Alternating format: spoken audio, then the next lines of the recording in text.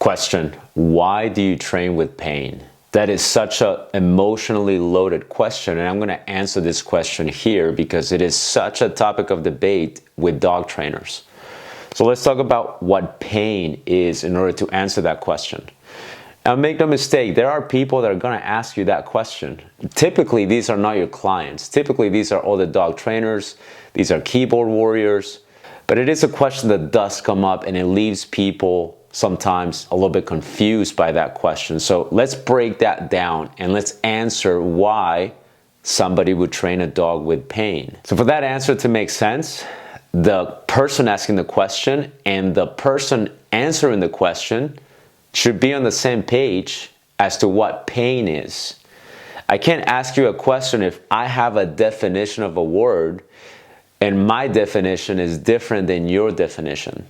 So the word pain, what does pain actually mean? If I look at a dictionary, this is from the Webster Dictionary, pain is a localized or generalized unpleasant bodily sensation or complex of sensations that causes mild to severe physical discomfort and emotional distress, and typically results from bodily disorders such as injury or disease.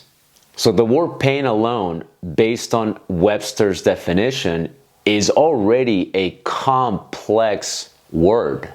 So using a complex term in a very black and white question doesn't make sense. It makes it very difficult to be on the same page as the person asking the question.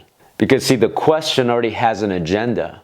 That means the person asking you the question, they've already decided what kind of person you are, which is why they're asking you such an emotionally loaded question. It's not a, well, this is why I train with pain. It doesn't work that way because the term itself is complex. Not to mention the term itself is a relative concept. Okay, so it's a complex of sensations that can range from mild to severe. Well, that is a relative concept. What I feel as pain is not going to be pain to somebody else. What I might consider maybe mild discomfort might not even be any discomfort at all to another person.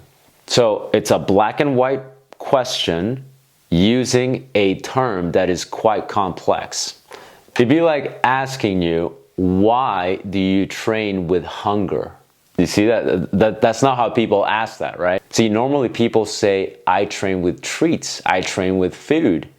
Well, we could flip that and we could say, well, you train with hunger, right? Why do you train with hunger?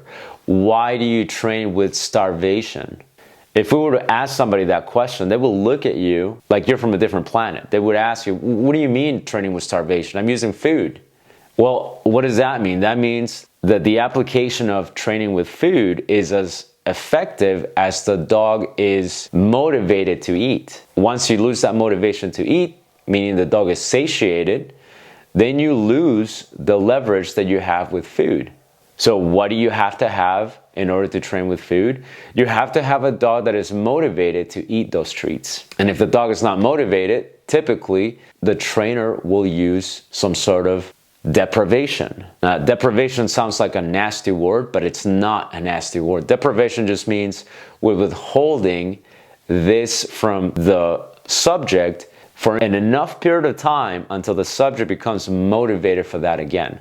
So if I give you a bunch of water when you're really thirsty, well, you're going to be very motivated to drink when you're thirsty.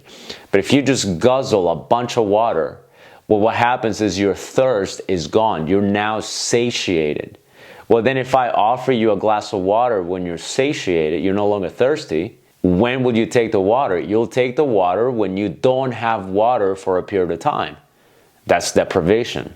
So if I deprive you of water for a period of time, at some point you will become motivated to drink the water. At that point, the water now has value. Once you satiate it, the value of the water lowers. So see how we can even make this complex use of training with food. We can make it black and white, and we could also say, why do you train with deprivation?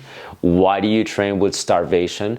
Why do you train with hunger? Nobody says that, right? Nobody says those things. Nobody says, I train with hunger, I train with starvation. What they say is, we train with food. Hey, if you're liking this video, do me a huge favor, hit the like button, drop me a comment, let me know how I'm doing, bring up any questions you have, and share this video with somebody else. But when we go to the other side, suddenly it becomes acceptable and it becomes normal language to ask somebody, why do you train with pain? Why do you use pain to train dogs? It becomes a talking point where people go, oh, these trainers use pain and intimidation. That's another big one. They use pain and intimidation. Well, what's intimidation? That in itself is another complex term that is also relative. Okay?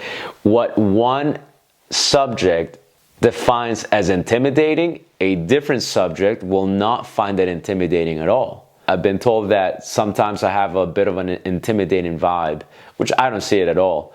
But like if I walk into a room that has 5 people in it and 4 of those people find me mild, they find me pleasant, they find me not a threat whatsoever, but the one person out of the 5 finds me intimidating, well, that obviously tells you that even the word intimidation has a subjective component to it. You see how relative it is.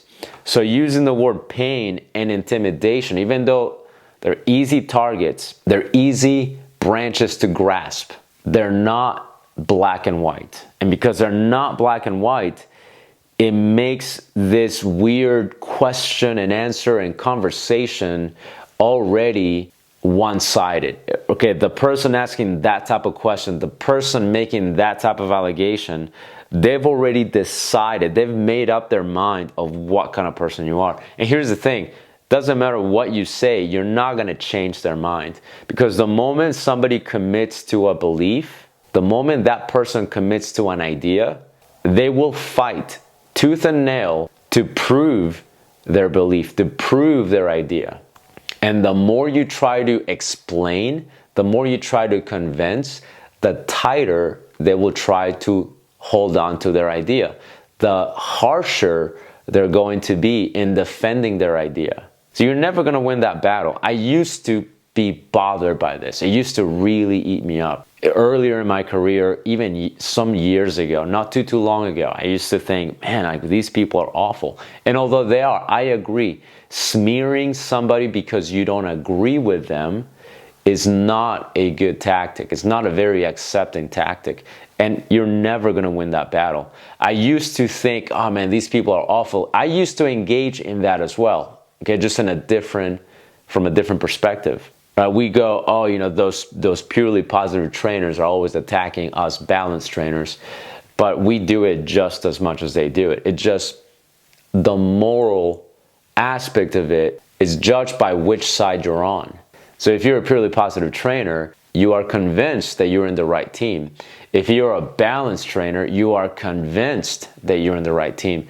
And who's right? Well, it doesn't matter.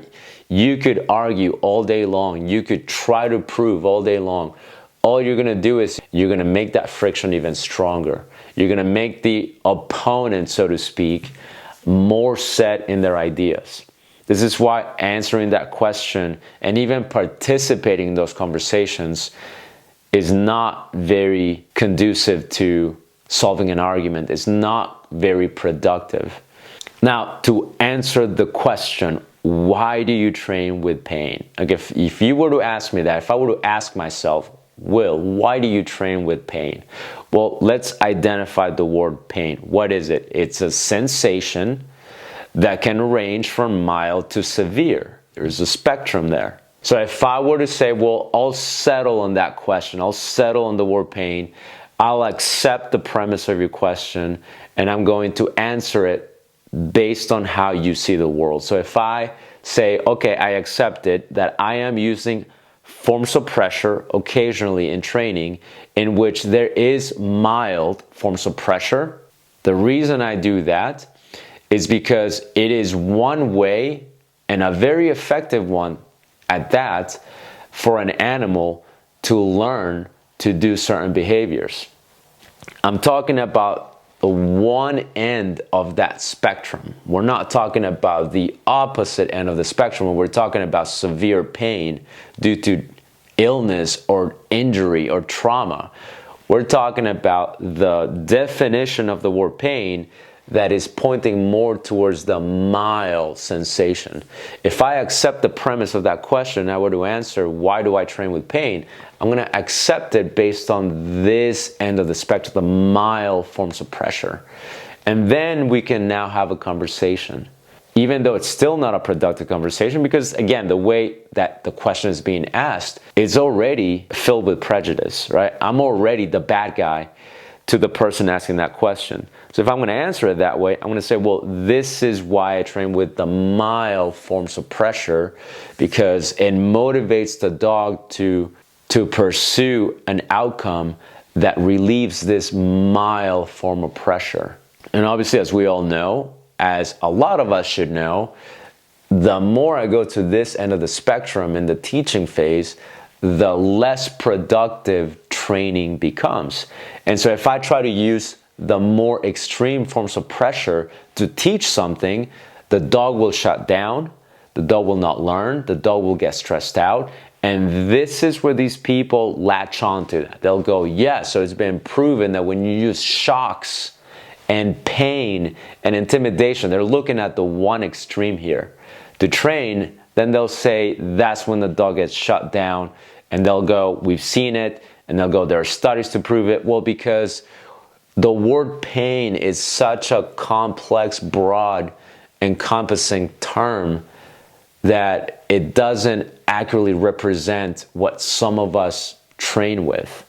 And at the end of the day, it doesn't matter. Like the person that thinks that question, why do these people train with pain? Why do they train with intimidation? There is a very good chance that you're not training for them. There's a very good chance, I would imagine, that you're not training, you're not in this industry to prove to them that you're not doing something that they approve of or that they disagree with. So they're not your target audience to begin with. They're not the people you're serving to begin with. Who are you serving? Who are you helping?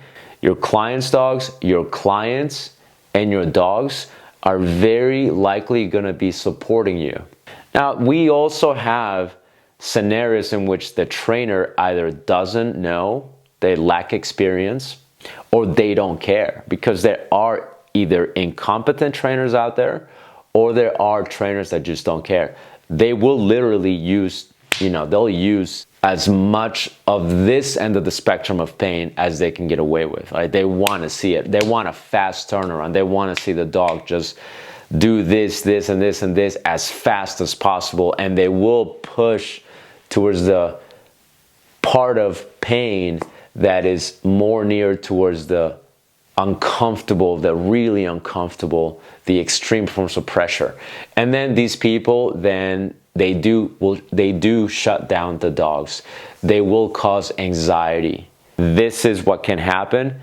And this is now where these other people go, oh, see, they're all like that. All of them are like that. If the bad guy that was caught on video beating dogs with a blunt object, if the bad guy that was caught on video helicoptering a puppy and breaking its hips, if that guy trains with e-collars and prong collars and other tools, well, it must mean that all of them are like that. And they use these generalizations, which is why this conversation will never have this productive settlement on, yes, this is what we mean. It will never happen. You might have one person here and there that you can get them to see what you're doing. You can get them to understand. But these are people that are reasonable. A reasonable person will go, I don't understand why they train with pain. But as they open their eyes, right, as they realize what is actually happening, then they'll become more open-minded. But the people we're talking about are not like that. The people we're talking about, they get indoctrinated. They just go, this is my team and I will do everything I can to protect the idea and the paradigm of this team. This is why that question, why do you train with pain, can never really be answered. It's the equivalent of asking a purely positive trainer, why do you train with hunger? Why do you train with starvation?